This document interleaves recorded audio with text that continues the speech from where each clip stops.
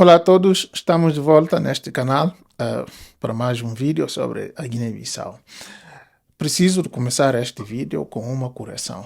Ao longo desta série tenho falado do golpe de Estado de 26 de novembro de 2025 como um episódio em que Umaru Sissoko Embalo foi deposto pelos militares. Isso é factualmente verdade, mas é uma verdade incompleta. E incompleta de uma forma que muda o sentido de tudo o que já analisamos sobre esta Constituição. Há uma tese defendida pela generalidade da oposição guineense e por boa parte da sociedade civil, segundo a qual esse golpe não foi feito contra Embaló, mas sim por Embaló. Hoje vou mostrar-vos porque é que esta tese tem tanto peso e o que ela muda na nossa análise. Recuemos aos factos da votação. As eleições gerais realizaram-se a 23 de novembro de 2025, sem incidentes. Um dia depois, o candidato Fernando Dias, apoiado pelo PAIGC e pela coligação Apica Vaz Garante, reclamou vitória à primeira volta. As atas que foram sendo divulgadas mostravam uma vantagem expressiva de Dias. Na própria capital Bissau, os números davam 96.240 votos para Fernando Dias contra 55.582 para Embalo, que só teria vencido em duas regiões do país. Estava agendada para 27 de novembro a divulgação dos resultados oficiais pela Comissão Nacional de Eleições. Nunca chegou a acontecer. No dia 26, um dia antes, ouviram-se tiros junto ao Palácio Presidencial e à sede da Comissão Nacional de Eleições. E um grupo de militares anunciou ter assumido o controle total do país. Até aqui é a versão que já vos contei nos vídeos anteriores. Mas há pormenores que mudam completamente a leitura deste episódio. Segundo a coligação PAI-Tararanca, no mesmo dia do golpe, forças militares invadiram as instalações da direção de campanha do próprio Fernando Dias, numa altura em que este e Domingos Simões Pereira estavam reunidos com observadores internacionais para avaliar o processo eleitoral. Dessa operação resultou a detenção de Domingos Simões Pereira e de dois dos seus seguranças. Também foram detidos Otávio Lopes, ele foi mandatário nacional da candidatura de Fernando Dias. Ou seja, foram detidos Otávio Lopes e mais outros políticos, Roberto Mbesba e mais outros. Ou seja, este chamado golpe militar não se limitou a afastar Embalo do poder. Deteve, no mesmo dia, os dois principais responsáveis pela candidatura, que, segundo as atas, estava a vencer as eleições. E há ainda um pormenor que se tornou famoso internacionalmente. O próprio Embalo confirmou pessoalmente a sua detenção numa chamada telefônica à revista francesa Jeune Afrique, ainda durante os acontecimentos do dia 26. Um presidente supostamente deposto à força a dar entrevistas em direto sobre a sua própria queda. É, no mínimo, um comportamento pouco habitual.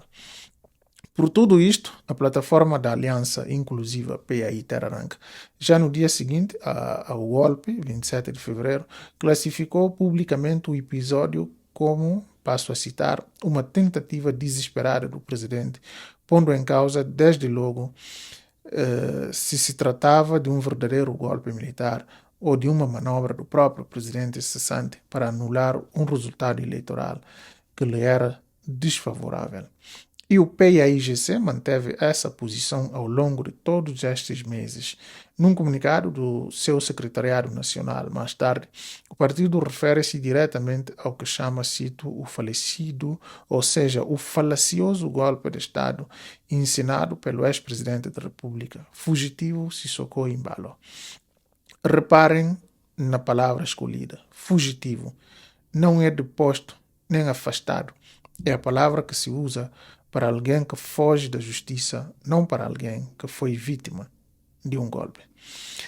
Este não é, aliás, um comportamento sem precedentes na carreira política de Embalo. Em dezembro de 2023, depois de o PAIGC ter conquistado maioria absoluta nas eleições legislativas de junho desse ano, Embalo dissolveu o parlamento e nomeou um governo por iniciativa presidencial, ultrapassando na prática o resultado das urnas. É o mesmo padrão que a oposição diz ter se repetido de forma ainda mais radical em novembro de 2025. Vamos agora à pergunta que me pediram para investigar. Qual foi a reação do PAIGC e da coligação API Cabaz Garante ao longo destes meses? Já em março de 2025, muito antes das eleições, as duas coligações tinham avisado que Embalo estaria a tentar, nas suas próprias palavras, consumar um golpe de Estado constitucional através da forma como estava a marcar a data das eleições. Depois do golpe de facto, em julho de 2026, as duas coligações escreveram uma carta aberta aos chefes de Estado da CDAO, acusando a organização regional de parcialidade depois de uma missão de consulta política enviada a Bissau se ter reunido apenas com aquilo que as coligações chamam, cito, as autoridades golpistas, ignorando por completo a oposição. A mesma carta acusa a CDAO de testar, ou seja, de estar a legitimar com o seu silêncio a revisão constitucional feita pelos militares. E agora, esta semana, a API Cabaz Garante voltou a pronunciar-se desta vez diretamente sobre o referendo de 30 de agosto. Num comunicado desta sexta-feira, 21 de agosto, a coligação rejeitou formalmente o referendo, recusando reconhecer-lhe legitimidade política e apelou à população para o boicotar. A frase com que resumem a sua oposição, a frase com que resumem a sua posição é, para mim, uma das mais diretas de toda esta crise. Cito, fizeram o golpe cerimonial e as novas leis sozinhos, então que as votem sozinhos. Reparem outra vez na palavra escolhida, cerimonial. É exatamente a mesma ideia de encenação que já tínhamos visto noutras fontes. Se este trabalho de reconstituir fonte a fonte a cronologia real por detrás, ou seja, por trás dos comunicados oficiais, vos parece útil, subscrevam o canal e ativem as notificações. É assim que conseguimos ir além da versão oficial de qualquer um dos lados. Percebem agora por que é que esta curação interessa tanto a nossa análise da Constituição? Nos vídeos anteriores, levantei a pergunta de como é que a sociedade civil podia acusar Sissoko Embalo de ser o beneficiário de uma Constituição escrita pelo mesmo comando militar que supostamente o tinha deposto. Se a tese do autogolpe estiver correta, a pergunta deixa de fazer sentido, porque a premissa está errada. O comando militar nunca foi adversário de Embalo. Foi o instrumento que lhe permitiu anular um resultado eleitoral desfavorável, sem ter de assumir pessoalmente essa anulação. E visto desta forma, toda a arquitetura de poderes reforçados que já analisamos, artigo por artigo, ao longo desta série, ganha um sentido muito mais direto. Não é uma reforma pensada em abstrato. É uma reforma pensada para devolver a um homem específico, com um histórico específico, de contornar resultados eleitorais que não lhe agradam, mais poderes do que aquele que já tinha antes. Isto também dá um novo significado ao artigo 71º, número 3, que exige residência permanente nos 5 anos anteriores à candidatura presidencial.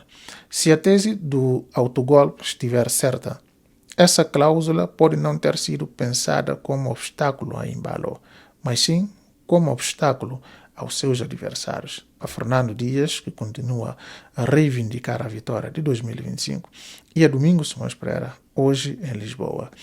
É uma leitura bem diferente da que fizemos inicialmente e mostra como a mesma norma inicialmente, mostra como a mesma norma pode servir propósitos opostos consoante quem, no fim, tem o poder de a aplicar. Devo também ser honesto quanto a um ponto que me foi levantado não encontrei em nenhuma fonte credível qualquer indicação de envolvimento russo neste episódio. Pode ter havido uma confusão de transcrição em algures e fico atento a qualquer fonte concreta que me queiram enviar sobre esse aspecto específico para o verificar como deve ser. Fica então o quadro atualizado com que fecho este vídeo. Temos agora, em menos de uma semana, 3 apelos distintos ao boicote do referendo de 30 de agosto. O do PAIGC, a 18 de agosto, o do Espaço de Concertação e da Frente Popular, a 21 de agosto, e agora o da própria Api Cabas Garande, também a 21 de agosto. 3 vozes diferentes, 3 argumentos ligeiramente diferentes, mas todas a apontar para a mesma conclusão, que este processo, desde a sua origem em novembro de 2025 até ao referendo marcado para daqui a poucos dias, foi conduzido por quem tinha interesses diretos no resultado e não por quem tinha mandato legítimo para o fazer. Fica o convite, como sempre, para acompanharem os próximos vídeos e para voltarem a este canal assim que houver mais desenvolvimentos sobre o dito referendo de 30 de agosto. Até ao próximo vídeo.